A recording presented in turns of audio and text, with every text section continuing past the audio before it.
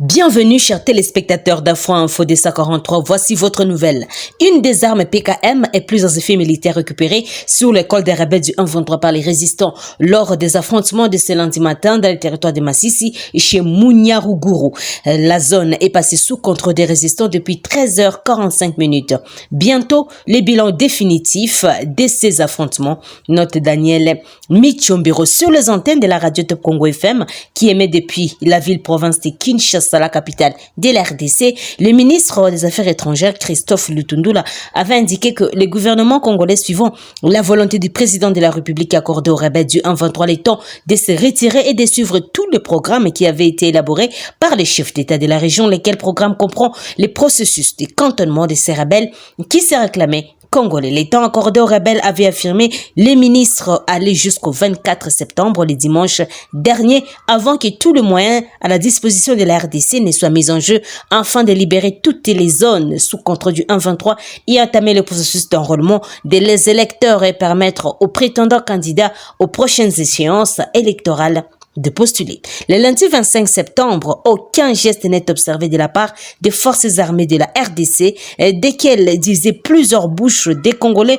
On attendait le lancement des offensives dès les premières heures de ce 25 septembre. Les rebelles du 1-23, quant à eux, restent tranquilles sur leurs différentes positions et semblent avoir ignoré, comme dans leurs habitudes, les messages du gouvernement de Kinshasa. Sauf dans la localité de Munyaruguru, en territoire de Massissi, où l'on a signalé la reprise de quelques villages par la résistance de l'autodéfense après les combats avec le 1-23 toute la matinée. Aucun rebelle du 1-23 n'a bougé son poil pour manifester son inquiétude de ces menaces verbales qui leur ont été lancées par les autorités congolaises. Cette réaction du 1-23 ne semble pas surprendre personne.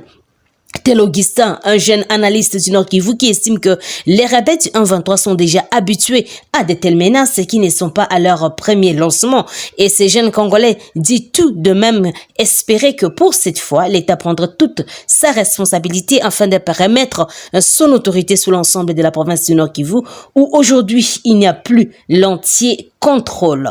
Les réseaux sociaux sont inondés depuis le matin de ce lundi des messages, des prises et des situations par la population des Goma et d'autres coins de la province. Mais en toute objectivité, certains rappellent que à partir du 24 septembre ne signifie pas nécessairement dès ce 25 septembre. Note Tazama RDC. Au Nord Kivu, la tension de guerre entre les terroristes du 1-23 et l'armée congolaise est loin de finir. Appelés au cessez-le-feu conformément aux accords régionaux, les éléments de Bertrand Bisimwa sont retournés dans leur position militaire à Kiwanja et ses environs, zone censée être sous contrôle de la force régionale des communautés d'Afrique de l'Est EAC.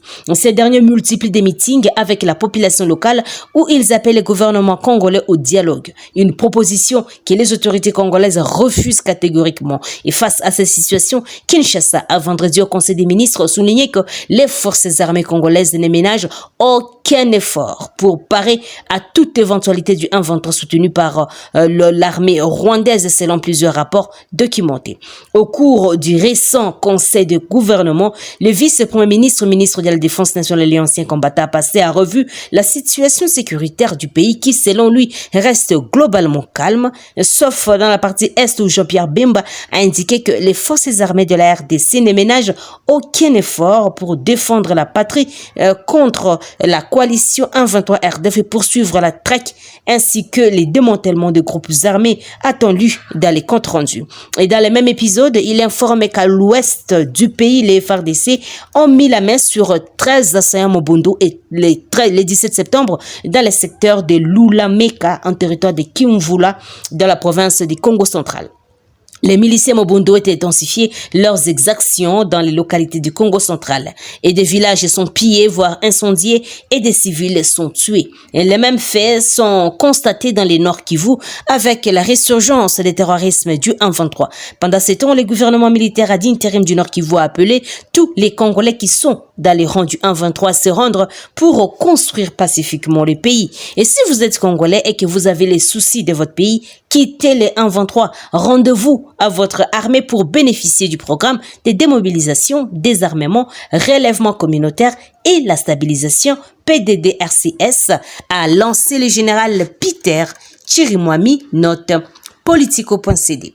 Le directeur de publication adjoint d'Actualité.cd et correspondant des Jeunes Afrique et Reuters, Stani Boujakera, est maintenu en détention à la prison de Makala. C'est la décision prise le lundi par le tribunal de grande instance de Kinshasa-Gombe qui a pris en délibéré vendredi 22 septembre la demande de sa remise en liberté provisoire. Il y a plus de 2 semaines, jour pour jour, Stani a été interpellé à l'aéroport de Kinshasa. Le 15 septembre, le tribunal de paix avait décidé de son maintien en détention pour 15 jours pour des raisons d'enquête. Les avocats de Stani Boujakera ont fait appel de cette décision. Une audience en appel a été organisée à la prison le 22 septembre. Tous les jours, des officiels, des organisations et aussi acteurs de la société civile nationale comme internationale et des journalistes d'investigation lancent des appels à sa libération dans le cadre de la campagne Free Stani. Pour rappel, Stani Boujakera est accusé de faux en écriture, falsification de sceaux de l'État, propagation de faux bruits et transmission de messages erronés et contraires à la loi. Il risque jusqu'à 10 années de prison, plus encore si les peines sont cumulées en raison d'une disposition du nouveau code numérique. Notre confrère est mis en cause pour un article de Jeune Afrique qui n'a pas signé.